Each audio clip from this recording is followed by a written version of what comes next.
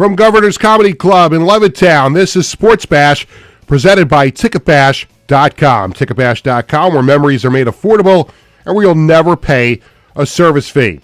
Sports Bash is also presented by Ryan Anthony's Heating and Air Conditioning Service, keeping Long Island warm for over 18 years, serving their customers in Nassau and Suffolk with pride, honesty, and integrity.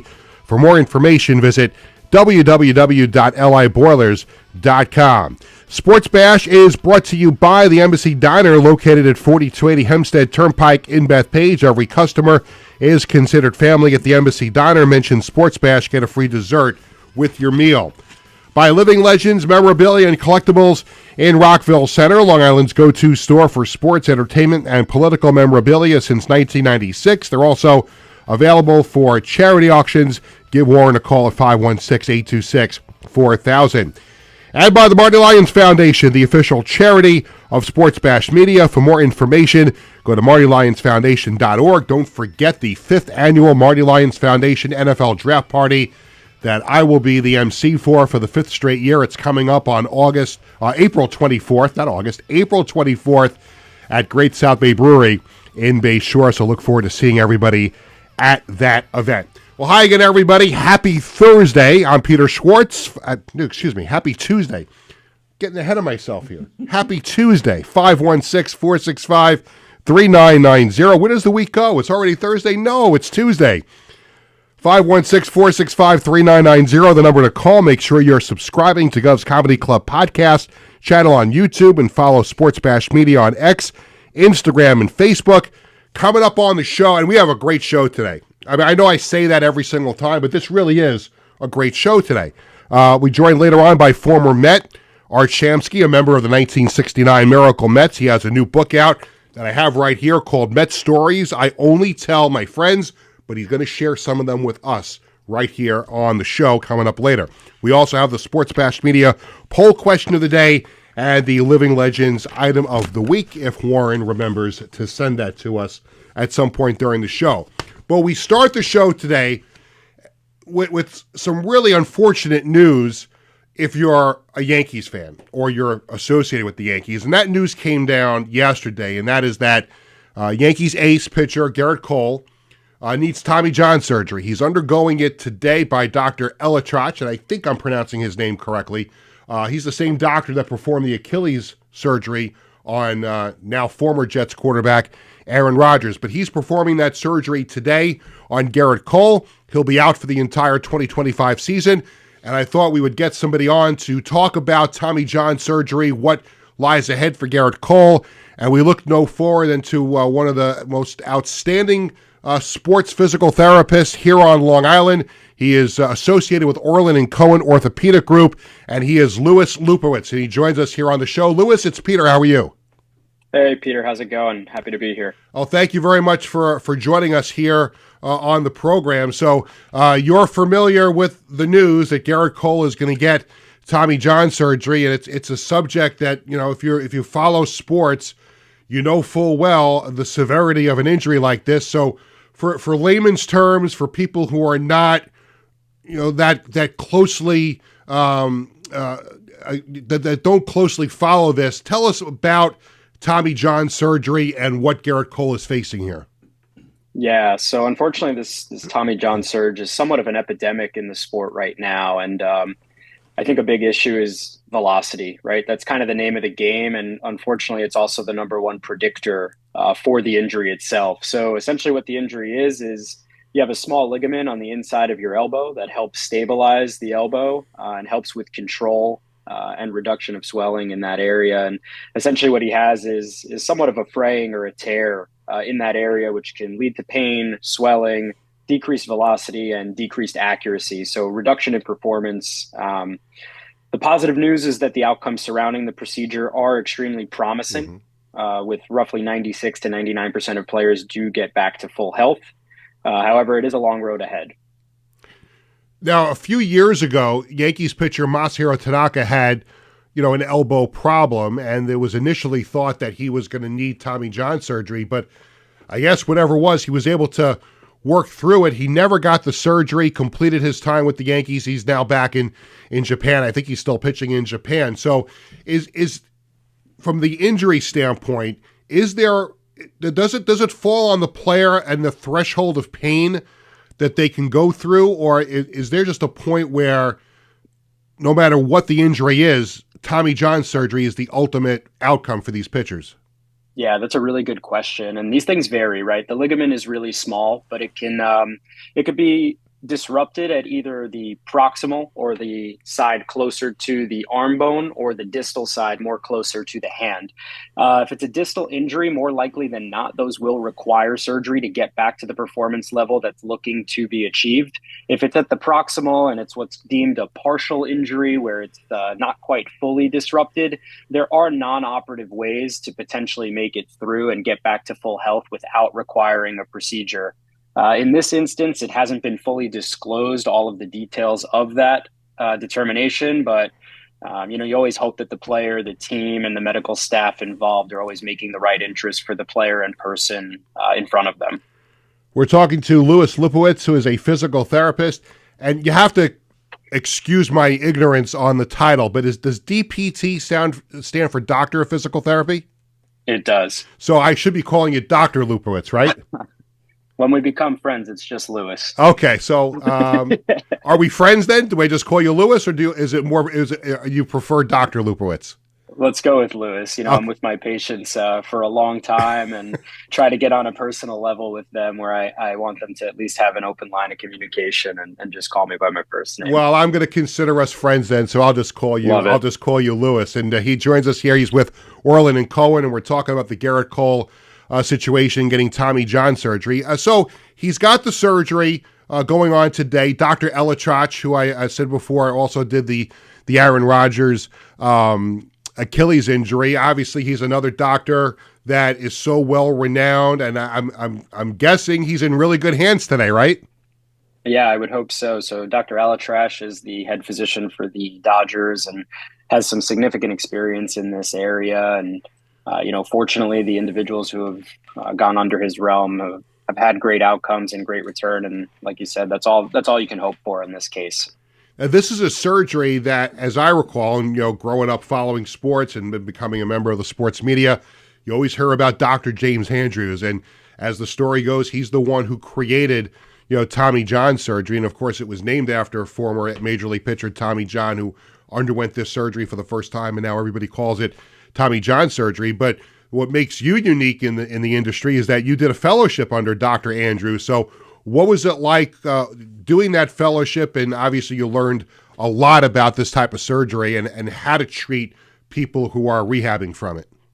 Yeah, so I was extremely fortunate to, fresh out of school, have done a fellowship at the Andrews Institute in Birmingham, Alabama, under the direct mentorship of Dr. Kevin Wilk, who was somewhat of the right-hand man or the man behind the scenes for Dr. Andrews' surgical magic. So that's what kind of led me back to Orland and Cohen in the first place, was that Dr. James Pacey and Dr. Craig Levitz, who run our sports department, also 2-in-1 did the fellowship under Dr. Andrews from a surgical perspective. And now we have that same cohesive model where, having had the rehab training for their surgical understanding, it's been a blessing to go hand in hand and be able to take these individuals from kind of table back to their playing field, or the turf in this instance for the most part. But having been down there and done the fellowship with them, you get a great understanding of all things overhead athlete, from the surgical perspective to the immediate post-op perspective, seeing, 5, 6, 7 guys day one post-op and watching most of them over the course of the next few months return back to their teams, their throwing programs, and eventually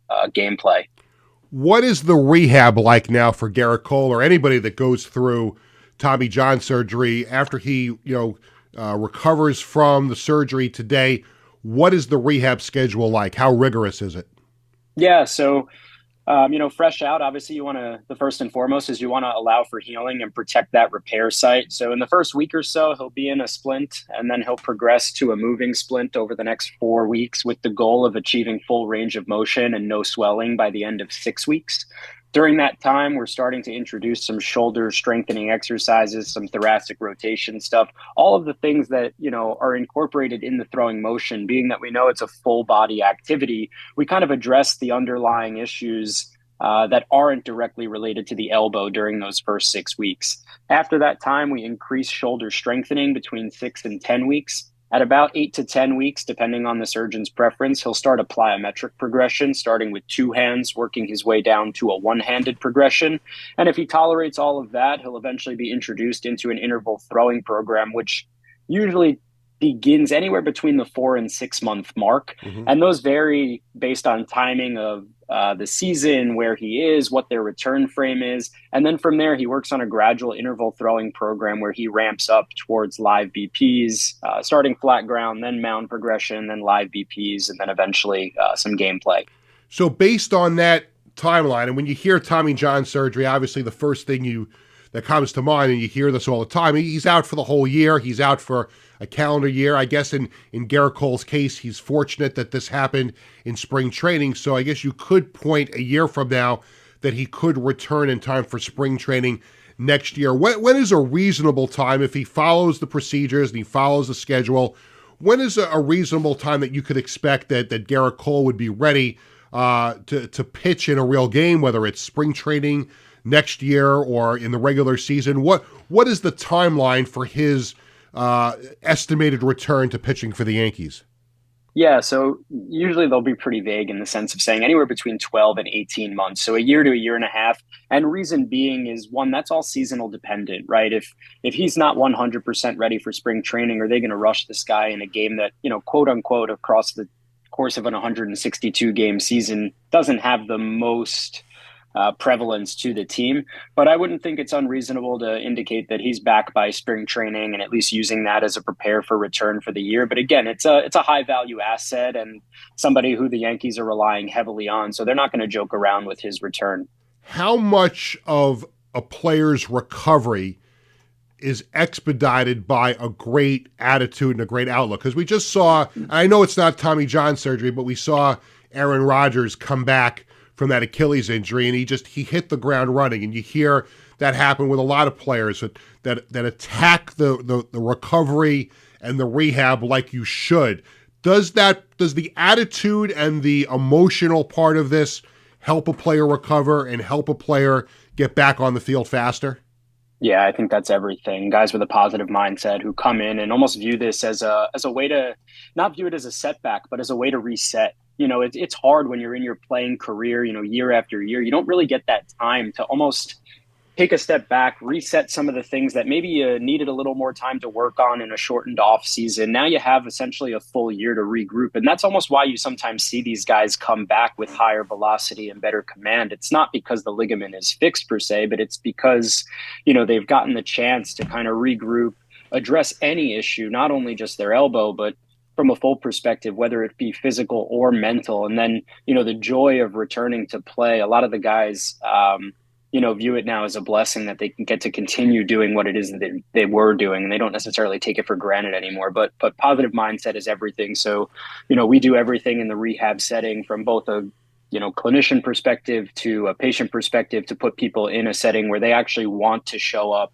and want to do their rehab versus view it as a knock. To that point, we're talking to Dr. Louis Lupowitz, a physical therapist from Orland & Cohen Orthopedic Group, and he's now considered a friend of the show, so we're just going to call him Louis for the remainder of the interview, and we thank him for joining us. But to your point of what you just talked about, Gerrit Cole is 34 years old, and he is now, this would have been the first of the 4 final years left in his Yankees contract. So when you look ahead, he'll be 37, 38 years old when this contract is over. And sometimes it's hard to look at a procedure like this as being a positive, but to your point that you just made, can this be a new lease on life? As good of a pitcher as Gerrit Cole already is, by shutting this down for the year, getting the surgery. And remember, he missed a lot of time last year with an elbow injury too. He came back in the middle of the season, but now that he gets to shut this down, get the surgery, rehab, and as you said, have that reset, can this help a pitcher of his age be even better when he comes back from the surgery a year from now? Yeah, definitely. I think we've seen this in the past with the example of Justin Verlander, who underwent, his second Tommy John procedure or revision reconstruction, and he still had a potential Cy Young caliber career or year, that is. So, I think to your point, instead of pushing through discomfort, I think it's important to address it at the root cause, figure out what's going on. And sometimes, one step back leads to two steps forward. And, again, hoping for any New York baseball fan, and honestly, any baseball fan, as a Met fan, I still like watching that guy pitch because he's something special. So you always hope that these individuals get back to full health and potentially. Well, you're just glad he's in the American League, and you only have to worry about facing him maybe once or twice a season. No kidding. No kidding. We have a few minutes left with Dr. Louis Lupowitz, a physical therapist with Orland and Cohen Orthopedic Group. When you think about Tommy John surgery, it's always associated with a pitcher. I mean, that's always what we hear. It's this pitcher, that pitcher. But I remember a number of years ago, and I can't remember the player's name, but I think he was a catcher with the Orioles, and he had to undergo Tommy John surgery. So from your experience and your perspective, when you think about this type of injury, have you found that it's not just limited to players of all ages who are pitchers, but if you do a lot of throwing in another manner, whether it's being a catcher, maybe it's even being a first baseman, maybe it's even being a quarterback in football, do we ever find the Tommy John surgeries pop up in players who are not pitchers? Yeah. So in regards to your comment, it's most common in the overhead athlete. The two biggest predictors are how hard you throw and how often you throw that hard. So first and foremost, right, pitchers come to the forefront, and then followed by catchers would be the next most common, at least within the sport of baseball. Within all sports, the second most common, believe it or not, javelin throwers. Wow. That's the number two most common for a UCL and an overhead athlete. These do happen in contact athletes as well, wrestlers, gymnasts who put a lot of force through their elbows. But those are usually treated from a non-operative perspective. But within the sport of throwing, it is common in non-pitchers. However, it's obviously just more common within the pitching community. The last thing I really want to ask, unless something else pops into my mind in the next couple of minutes, but I wanted you to help me debunk a myth. And this is a myth that my wife and I have both heard with two boys that have grown up, playing sports, and they both played Little League Baseball. We've heard parents, and not just here on Long Island, but you read about this all over the country. The parents of a young man or even a young girl who plays softball, but mostly with boys who are playing baseball growing up. You hear them say, well, my son's going to be a great pitcher someday, so we're just going to get the Tommy John surgery out of the way now, get it done. There's nothing wrong with the kid's arm, but we'll just get the Tommy John surgery now, so in case something comes up, he doesn't have to get it down the road. Can you please debunk that theory that that Tommy John surgery could be elective and not preventative? It is always elective. It is never preventative. These things happen. They happen again. And the reason that individuals get better after the procedure, like we alluded to earlier, is because of that forced shutdown. It's the first time in a lot of these individuals' careers that they have time to give their arm and elbow rest, the rest that it's been asking for year after year. And, he was fighting through pain last year, and now he's experiencing pain again this year. Now it's a forced shutdown where he can't just battle through and try to be battle tested. But again, he's going to shut down. He's going to allow the rest. He's going to reset everything from a head to toe mechanical perspective to hopefully improve his ability to perform next year. But by no means is this surgery to be looked at or used as a preventative measure. Well, that was an awesome interview. Thank you so much. Dr. Louis Lupowitz, physical therapist with Orland and Cohen Orthopedic Group. And I have to give Ray Nelson a shout out with Orland and Cohen, because I reached out to him. I said, I need to talk to somebody about Tommy John surgery, and he recommended you. So all props to Ray Nelson from Orland and Cohen for introducing us. And now we can consider each other's friends. Always. Ray is the man with all connections. So I want to thank him as well for putting us together, and can't thank you enough for having me on. This was a blast. Awesome. And we hope to talk again soon. I'm sure there'll be other injury news down the road. We would love to have you as a continued friend of the program. Thank you. You got it. Have a good day, guys. Awesome. You too. Thank you. Dr. Louis Lupowitz, physical therapist with Orland and Cohen Orthopedic Group here on Long Island. And you really can't go anywhere here on the island without seeing Orland and Cohen involved with something. They're involved in all the the pro teams that generally have popped up here on Long Island, and you see them at high schools and colleges, and I knew they were going to be the go-to place today to get the information on Tommy John surgery. Well, we are just getting started here on Sports Bash, because coming up next, we got the Yankee bad news out of the way, but we've got good Mets news coming up in the form of a subject that every Mets fan, even Tony Walker, loves to talk about, the 1969 New York Mets World Championship team, because Art Shamsky, who is a member of that team, has a new book out. We're going to talk about it when we come back right after this. Hi, I'm Peter Schwartz. And I'm Vinny Tickets. We want to take a moment to talk about our fantastic sponsor, the Embassy Diner. Embassy Diner has been a beloved staple in the restaurant industry for over 50 years. And the great thing about it is when you walk through the door, you're not a customer, you are family. Every visit promises to be filled with warmth, love, and respect. And here's an extra treat. If you mention Sports Bash during your visit, you enjoy a free dessert on the Embassy Diner. Come on down to the Embassy Diner, where great food and great company are always on the menu. Visit the Embassy Diner, located at 4280 Hempstead Turnpike in Bethpage. In 1982, the Marty Lyons Foundation began with a single heartfelt mission: to bring moments of joy and hope to critically ill children by granting wishes that make their dreams come true. Since that day, we have touched the lives of over 8,500 families, raising over $43 million to grant wishes that offer a beacon of light in their darkest times. These precious wishes cost an average of $6,700 each, and your support is crucial to our mission. Every donation, big or small, makes a difference. And with 76 cents of every dollar going directly to supporting our families, you can rest assured your support truly changes lives. The Marty Lyons Foundation operates 11 chapters in 14 states now, working tirelessly to reach as many children as we can. This dedication goes hand in hand with our commitment to transparency and accountability, earning us top ratings on Charity Navigator, Great Nonprofits, and Candid, which underscores our dedication to those we serve. The Marty Lyons Foundation grants wishes to children ages 3 to 17. And what really makes this foundation so special is our willingness to grant not only a first wish, but also consider a second wish to a child who continues to battle a life-threatening illness. We stand by these children, offering them hope and strength through the power of dreams, giving our children the courage to wish for more.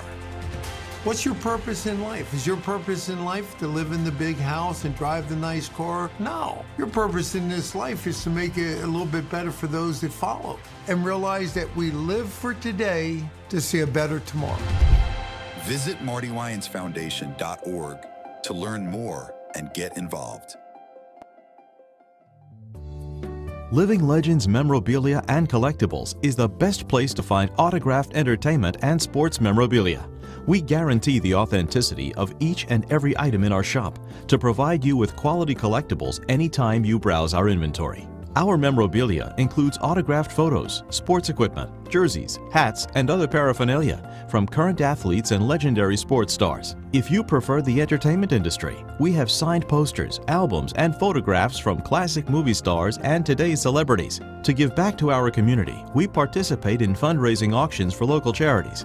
Call us today to request a specific autograph, find a special gift for someone else, or schedule an event. Living Legends Memorabilia and Collectibles.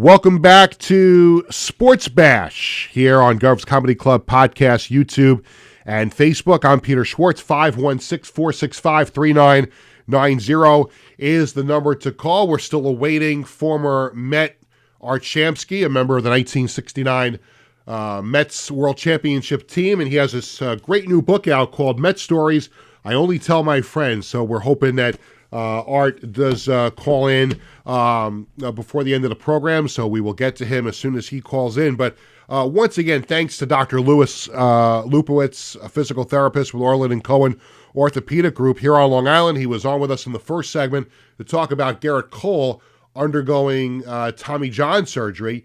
And while we wait for Art Shamsky, just my thoughts to follow up on Cole now missing the entire season and where the Yankees go from here. Now, one could say that, well, that's it, pack it up, without your ace, the season is over. And if you combine it with Giancarlo Stanton having massive pain in both elbows, and Luis Gil, the Rookie of the Year, going down for 6 weeks or so, I think is what the prognosis was. It really is a problem for the Yankees. If it was just Gerrit Cole, I don't think there'd be tremendous. Listen, you don't want to go through a whole season without your ace, but if it was just him, then you could probably get through, because you know what? The Yankees got through it last year without him.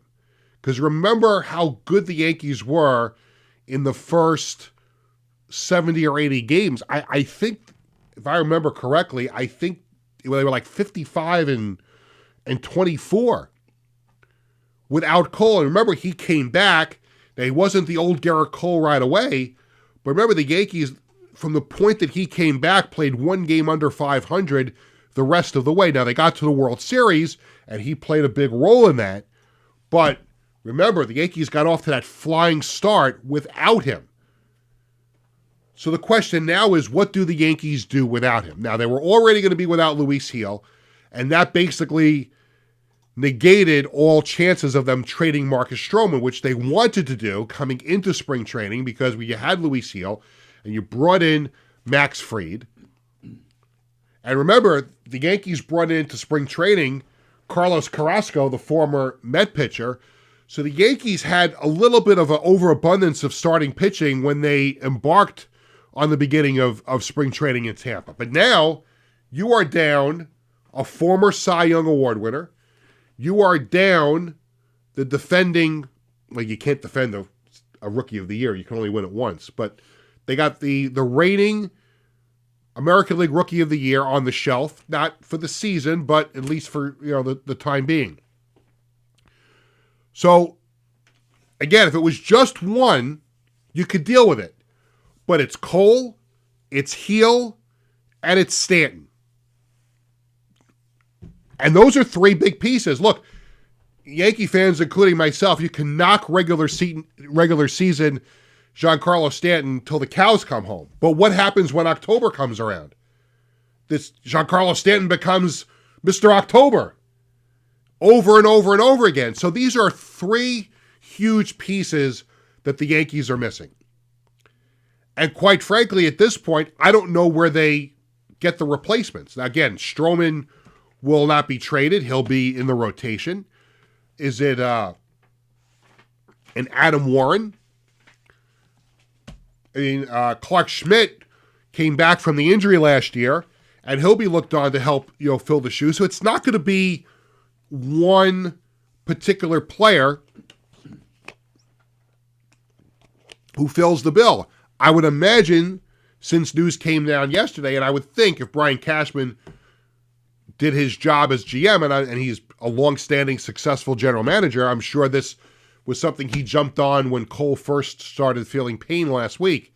I'm sure he's out there talking to other teams about replacements. Now, if you know Brian Cashman and you're a Yankee fan, you know that over the course of his tenure as Yankees GM, he has pulled off blockbuster deals, but he has also pulled off these smaller deals that have been great Band-Aids for the team.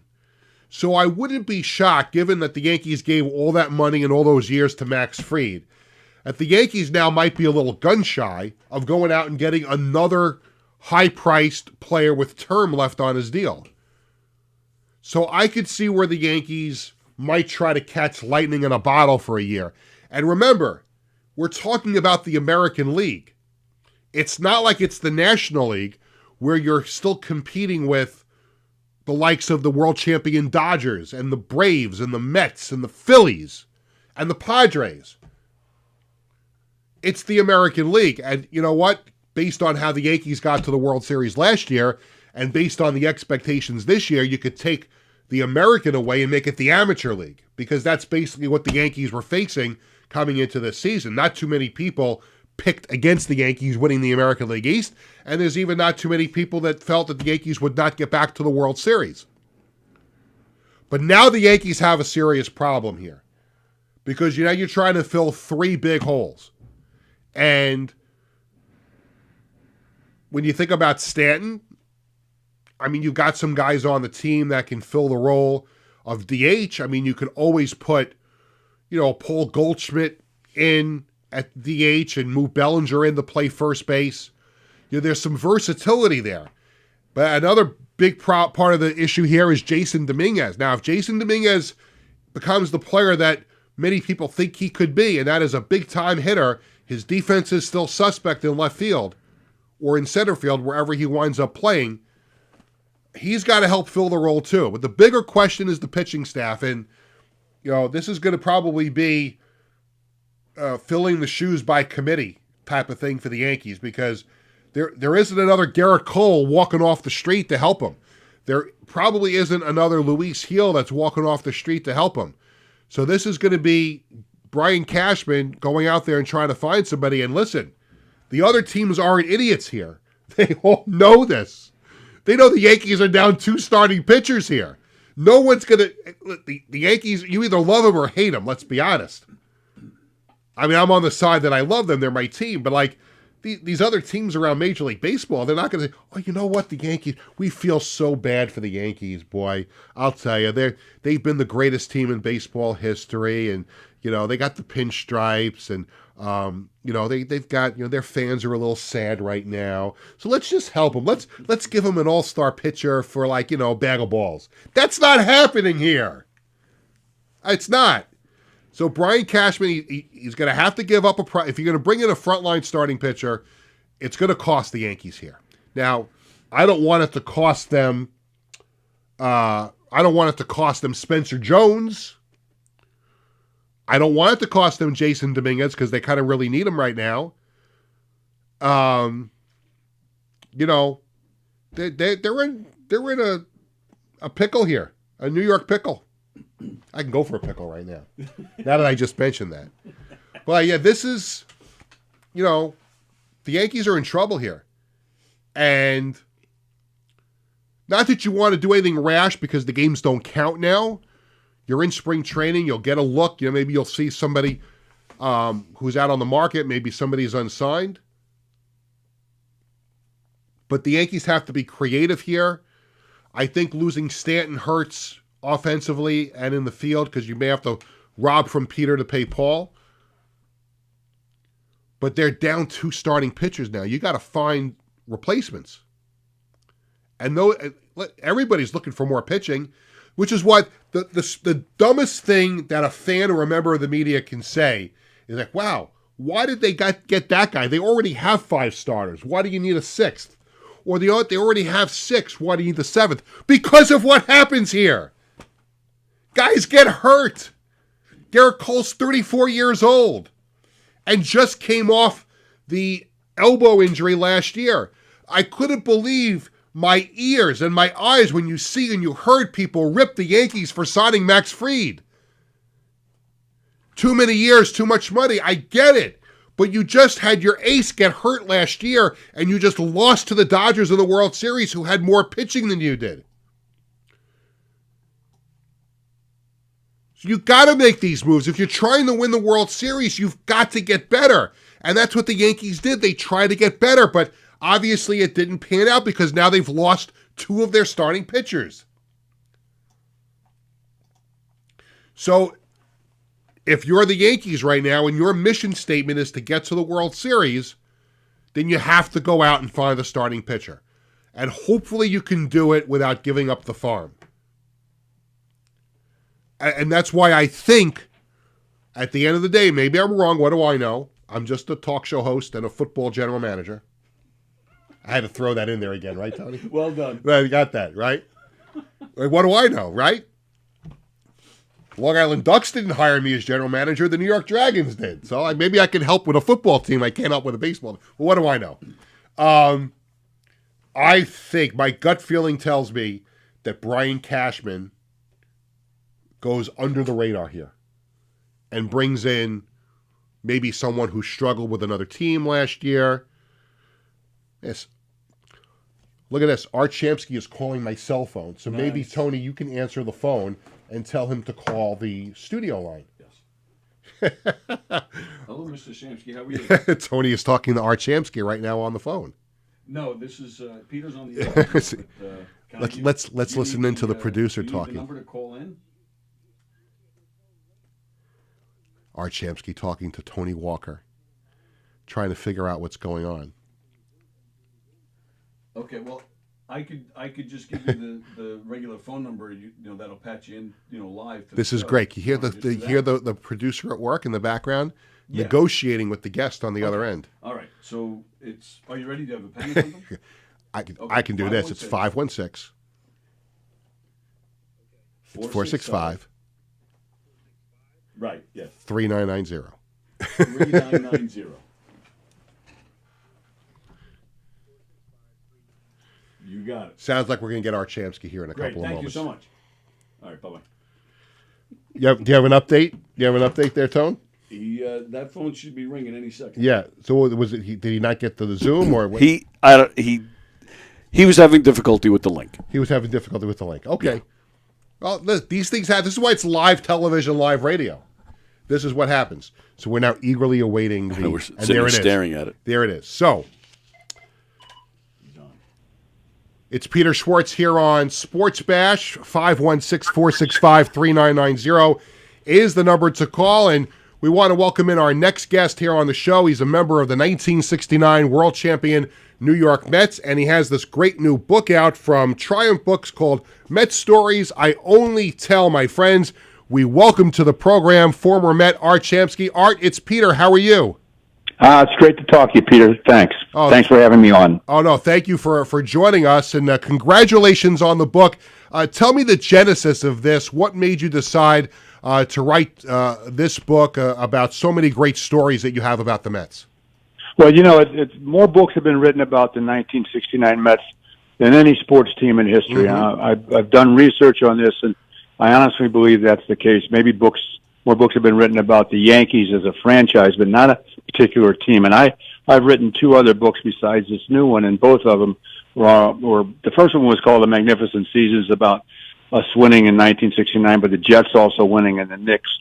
And then I wrote another book called After the Miracle for the 50th anniversary, and just thinking about, I'm not going to be a great novelist and I'm not going to write love stories, but I wanted to continue writing about that particular team. And I happened to read a book that Dwight Eisenhower, President Eisenhower wrote many years ago called At Ease, Stories I Only Tell My Friends. And I said, well, there's things that, that maybe I need to elaborate on more that have been written about, or also things that haven't been talked about. And I just figured that this was a way that I can make people keep that team in mind and smile a little bit. And some of the stories are, it's not a book that's going to nail anybody for doing anything really bad. It's some of the escapades that we did and some of the things I did along with my teammates. And it's really a kind of book that'll make you smile. To your point, there has been so much written and said about the Miracle Mets of 1969, coming all the way back and getting into the playoffs and beating the Orioles, in the World Series, and that's all been well documented. But to the point of your book about some interesting behind the scenes stories. Let's start with that 1969 team. And you were obviously a very, very close knit team. You guys didn't give up that year. You were able to win the division, get to the World Series, and win.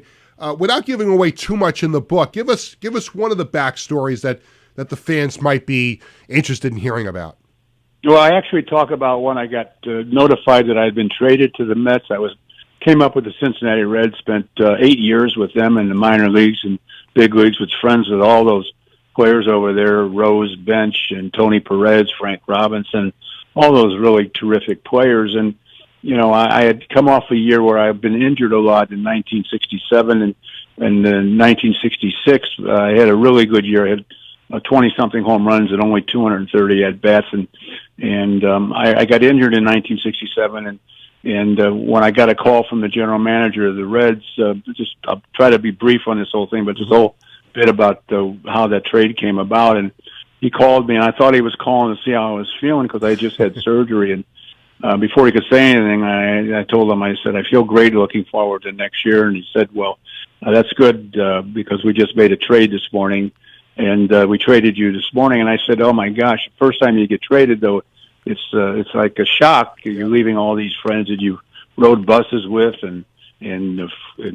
shared moments with, and I had never been traded before, but I finally realized that I better find out where I got traded. And I said, well, where'd you trade me to? And he said, we traded to New York. And my first reaction was, well, the Yankees, the New York Yankee Stadium, I could break a bat, hit him out of there in that right field about 300 feet. So I said, oh, my God, and Yogi Berra, I'm from St. Louis originally. Yogi, I knew that name and the great history with the Yankees. I said, great, okay, who's from the Yankees is going to call me?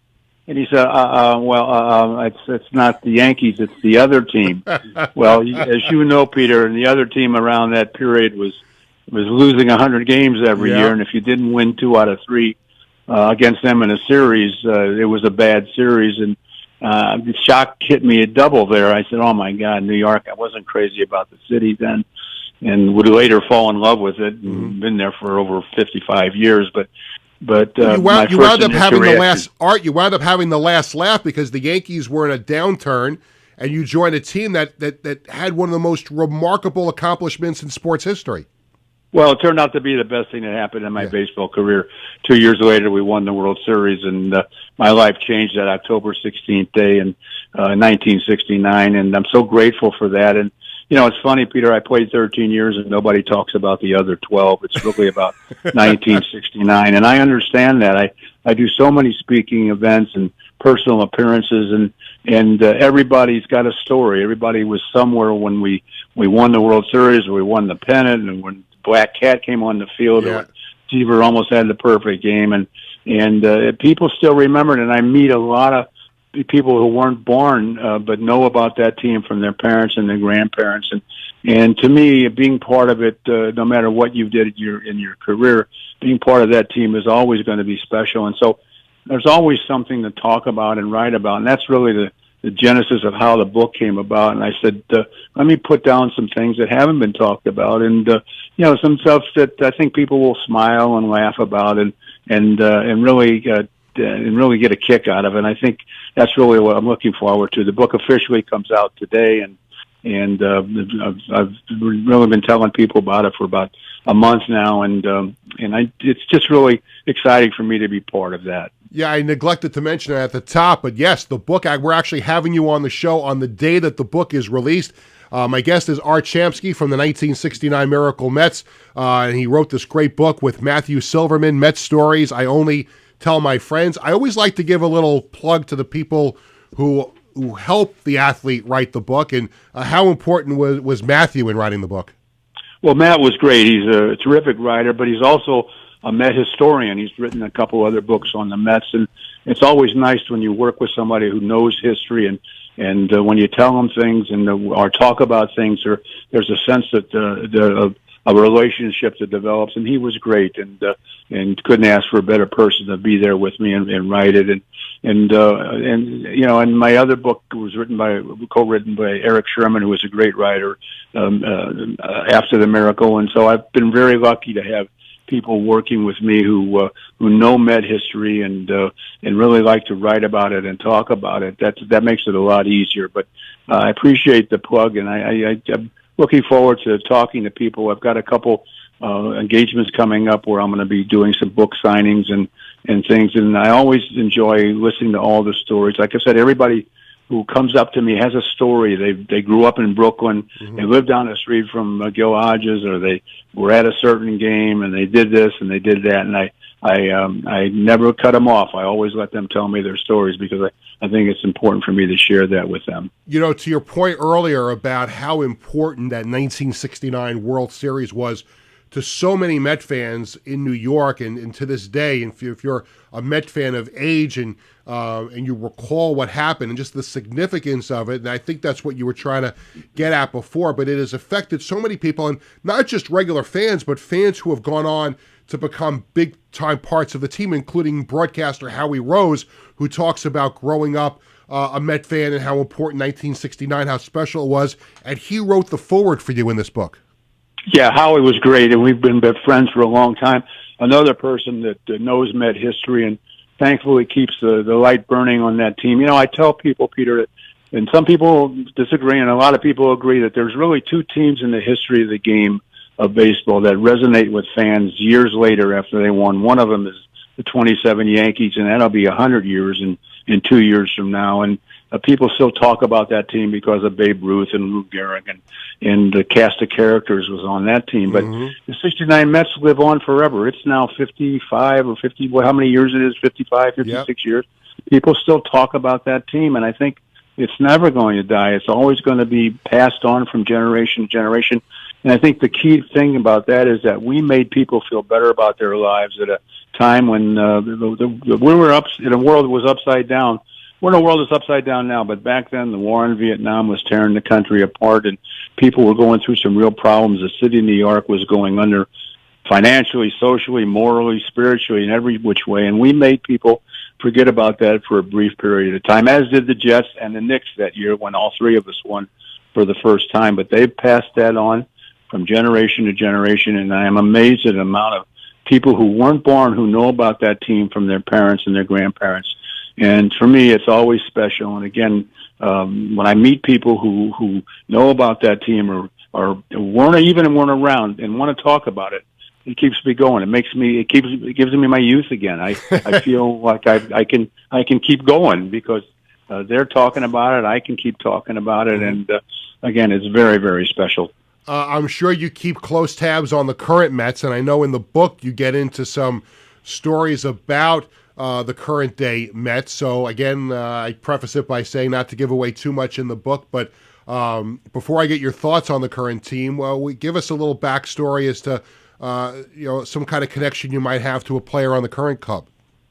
Well, I know some of the players. I just was at a dinner with Sean Manaea from the Mets Saturday night. I did something for the Mets for the Odyssey Radio, and they had a couple of players there, and I've known Mark Vientos a while, and I really believe that Steve Cohen has got the right direction of the team. Obviously, he's got a lot of money and he can spend money, but I think he wants to win, and I think that shows in how he goes about his business, and the Mets should be okay this year. They should definitely make the playoffs. The thing about baseball now, it's different than when I played, is that you just have to make the playoffs. That's all you have to do, and then anything can happen. Back when I played, there was one division, National League and American League, and then they went to the two divisions in 1969. But even now, there's so many teams that make the playoffs. So the thing to do is work your way into making the playoffs, and then playing good defense, getting some pitching, and anything can happen. And the Mets certainly should be in the mix. They've got a core of good young players and some veterans, and of course they've added on over this winter that they've got a lot of good players. So I have complete confidence they're going to be in the mix. Of course, the big signing was Juan Soto, but I think also a lot of Met fans were relieved that Pete Alonso finally did re-sign. For you, as someone who follows the team, how relieved were you that Pete Alonso came back? Well, he's certainly a strong power hitter. The game has changed, Peter, as you know. When I played, it was find ways to win, move runners along, sacrifice fly, run, hit and run, anything to get some runs scored. That was Gil Hodges' strength. He was able to make us understand it. You can win games 10-9, 7-6, 5-4. Doesn't have to be a shutout all the time, but the game today is all about power, home runs and RBIs. And Pete Alonso, of course, is a terrific home run hitter. He's certainly behind Juan Soto in the lineup is certainly going to help him. So I think they all should be good. The thing I must balance it off a little bit. The thing I don't really enjoy about the game is all the strikeouts. I really don't like the fact that players just want to hit the ball out of the ballpark, and to me, putting the ball in play is really important. But then again, that's the way the game is. Change is always going to happen in sports. But baseball is still a great game. I still do a lot of clinics. It teaches you humility. It teaches you how to deal with some problems. You're going to make more outs than you get hits. So how do you deal with that? And to me, I always talk to kids about baseball is about teamwork and team play, and it teaches you wonderful things. So it's still the greatest game in the world. We have a couple minutes left with former Met Art Shamsky, his new book, Met Stories I Only Tell My Friends. And I'll ask a selfish question because I'm the only Yankee fan in my house. My wife and my kids are Met fans, so I'd be remiss if I didn't get your thoughts on the 2025 Yankees, who obviously took a big hit yesterday with Garrett Cole having to undergo Tommy John surgery. They're also without Luis Gil, the Rookie of the Year, and Giancarlo Stanton. But as you can see, do the Yankees still have enough to get back to the World Series this year? Well, they're in the same situation as the Mets in a sense that, just play steady baseball and make the playoffs. Find ways to get into that playoff situation at the end of the season. You'll see, I'm pretty sure you'll see halfway during the season, if you look at the standings, there'll be half the league will be under 500. So that's not a good case for baseball. But the reality of it is the Yankees should be not one of those teams. And I think if they can just stay close, when you get hit hard by injuries, that's what you have to do. You really have to have a bench that can help you because injuries are going to happen. It seems like there's a lot of arm injuries now with pitchers, more so than when I was playing. But, I'd have to do a little survey on that to find out if that's true or not. But I think the Yankees will be in the mix. I'm not sure how strong that American League East is. But, again, they're in the same situation. Just get through that season, make the playoffs. Somebody gets hot, you play good defense, you get some good pitching, anything can happen. Art, in the book, you talk about your experience of becoming a manager in Israel, in the Israeli Baseball League, and there was a former Yankee, Ron Blumberg, who was the first DH in baseball history, and he managed the team in Israel as well. What was that experience like for you? Well, it wasn't great baseball. My first reaction when I was asked to do it was, no, I'm not really, don't want to go over there. There's a lot of problems, et cetera. I thought about it. I finally talked to the people, and I said, look, it could be a great experience. I always wanted to manage. It was a league that was just starting up. It wasn't very good baseball. They really didn't have good fields. They had one decent field, and they really kind of put two others together. And baseball wasn't very good. They got players from all over the world, and clearly the best players in the league were some Dominicans they brought in, who were, if they were playing in the Dominican Republic, would probably be third or fourth tier players, but they were clearly the best players in the league. And the league itself only lasted 1 year, but I looked at it as a great experience. I enjoyed managing and met some wonderful people and learned a lot about the state of Israel and also about countries that are, bordering. I learned a lot about that situation in the Middle East. But I will say this, even though I was only 1 year and only lasted 1 year, the league was the prelude to Israel determining that they want to become a factor in international baseball. And they've done really well in the last few years in the World Baseball Classic and the Olympics. So I think in some ways, all of us who were there initially in that league in 2007 were catalysts in Israel's determination to really develop the game. And now they have some stadiums over there. And I'm sure that over the next few years, they're going to develop some really good players who will end up playing in the major leagues. But I'm so happy that we were there initially. It wasn't great baseball, but it was great experience. I really enjoyed my time there. So at the end of the day, it was kind of a mitzvah that you went over there and helped them get that off the ground. Well, we could look at it that way, sure. A minute or so left with Art Shamsky. I would be remiss if I didn't ask you about this, because you talked about before about the long-lasting feeling of that 69 Mets team. And I guess anybody who remembers it always try and connects their life to the Mets. And anybody who watched the TV show Everybody Loves Raymond know that Raymond's brother's dog in the show was named Shamsky, and I'm just wondering how cool you thought that was, and do you still get people that talk to you about that? I get so many people who text me or call me. They said, "Do you know they named a dog after you on that program?" And I said, "Do you know that it was about 26 years ago that we did it?" And it was 1999, and I wouldn't have been on that show, and they wouldn't have named the dog after me if we wouldn't have been, or I wasn't part of the '69 team. So I really appreciate it. But I get 3 or 4 standard questions whenever I go out and talk. One, who is the toughest pitcher? Should Pete Rose be in the Hall of Fame? Don't you wish you were playing now, making all the money? And of course, the fourth question is always, how does it feel to have a dog named after you? And everybody loves Raymond. And I watch that program almost every night because it's still funny no matter how many times I've seen it. But it is nice to be able to be associated with that because I look at it as being part of that '69 team and all the things that have happened in my life. Going to Vegas and being on a show there after we won the World Series, the parade after we won, being on so many different shows, Sesame Street, all the things that I've done was really because I was part of that team. And the sadness now that I feel is that I've lost so many friends from that team. We lost 5 guys from that team last year, and that really is, for me, is very difficult. But we still have a little nucleus of guys that are around, but they'll always be remembered because it was such a special team, and we have wonderful fans like yourself who talk about it, and I really appreciate you having me on talking about the book and remembering some of those great times that we had in 1969 that have carried over all the way through these years. Well, I can't thank you enough for joining me. Actually, I met you the first time many, many years ago as a kid. My dad was taking me to a Mets game, and actually my uncle, who you may remember, I don't know if you do, but he used to work for Seagram's, and I know you used to do some